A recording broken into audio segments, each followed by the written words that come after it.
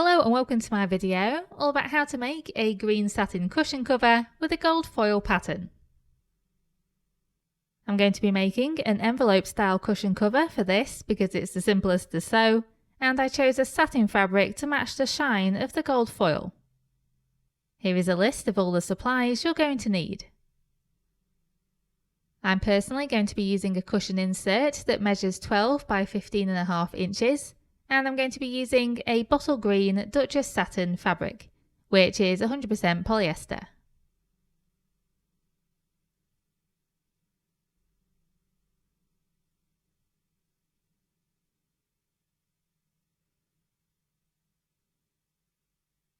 Okay, so the first step is to cut out the fabric pieces, and you're going to need 3 identical size pieces.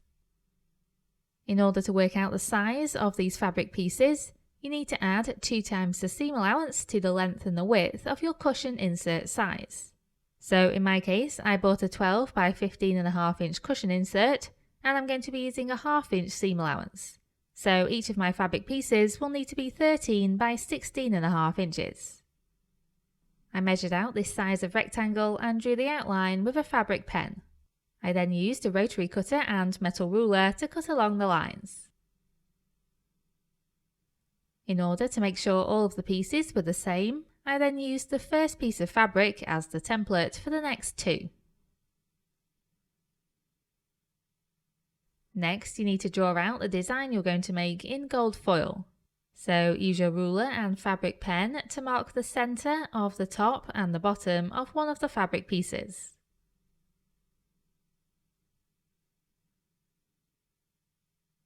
Then cut the Deco foil adhesive sheet into 3/8 of an inch or 1 centimetre strips. I used my craft knife and ruler to do this, and I needed 6 strips in total.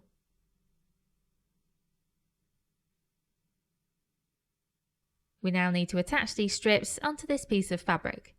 So arrange the strips where you want the line pattern to be, making sure the adhesive or the rough side is facing down. I wanted to have lines between the centre points and each corner of the rectangle. Try and keep the lines straight if they're made up of more than one strip, and don't overlap the pieces.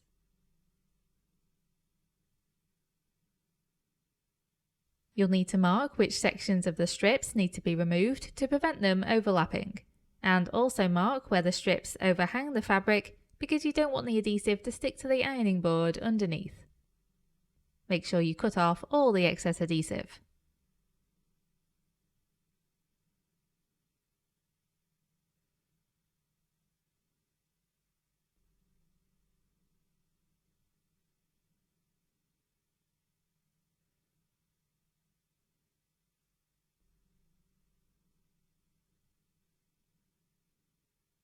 Note that I also marked each full line with matching letters of the alphabet, so that if all of the strips fall on the floor, I'll still know where everything is supposed to go.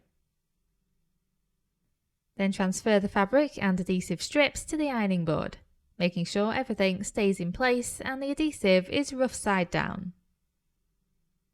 Put your iron on a low to medium heat setting and follow the instructions on the pack of adhesive.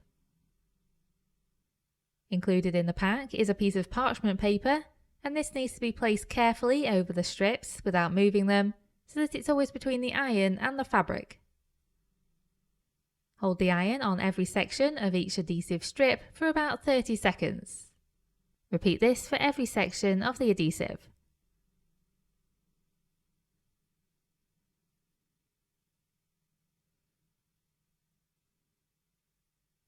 Leave the fabric to cool, and then remove the backing from the strips.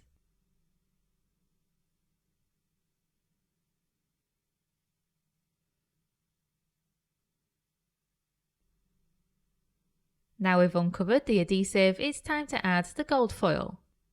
So cut strips of gold transfer sheet to cover all of the lines of adhesive. Make the foil a little wider than the adhesive lines and feel free to overlap the strips.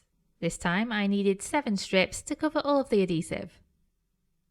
Then place the gold strips on top of the adhesive so that the shiny gold side is facing upwards.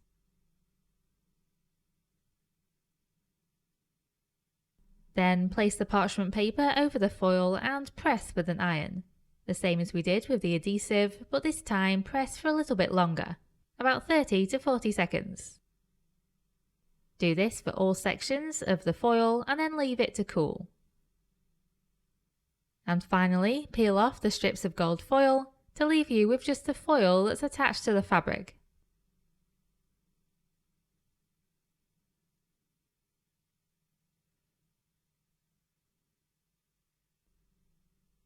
Now we've embellished the front of the cushion cover, the final step is to sew all of the pieces together. So take one of the other fabric pieces and fold one of the long edges onto the wrong side of the fabric to create a folded over section. Press this fold in place. Note that I made all of the folds in this step 3 inches wide. However, I would actually recommend making all of the folds 2.5 inches wide instead, as my cover only just overlapped enough.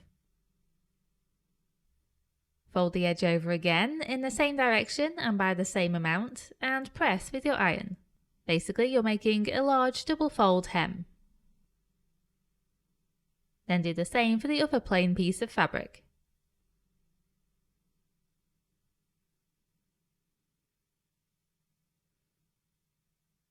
You then need to pin this hem in place and sew next to the edge using a straight stitch. I've used a contrast thread, but you would use a matching thread. To sew these 3 fabric pieces together, you then need to place the patterned fabric piece right side up, and then place both of the other fabric pieces on top right side down. Line up the top and bottom edges. You'll find that the 2 back pieces will overlap. Pin the fabric pieces together and then sew all of the way around using a 1/2 inch seam allowance.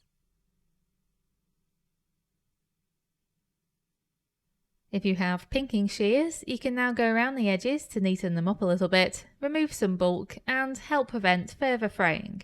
If you don't have pinking shears, you can just cut off some excess fabric, but just don't go too close to the sewn lines. Then turn the cover right side out and put the cushion insert inside. And you should have something that looks like this. Since my hems didn't overlap by a large amount, I also added a small semicircle of self-adhesive Velcro to the inside of the flap. And that's it, the cushion is complete. I really hope you enjoyed this project and thank you very much for watching.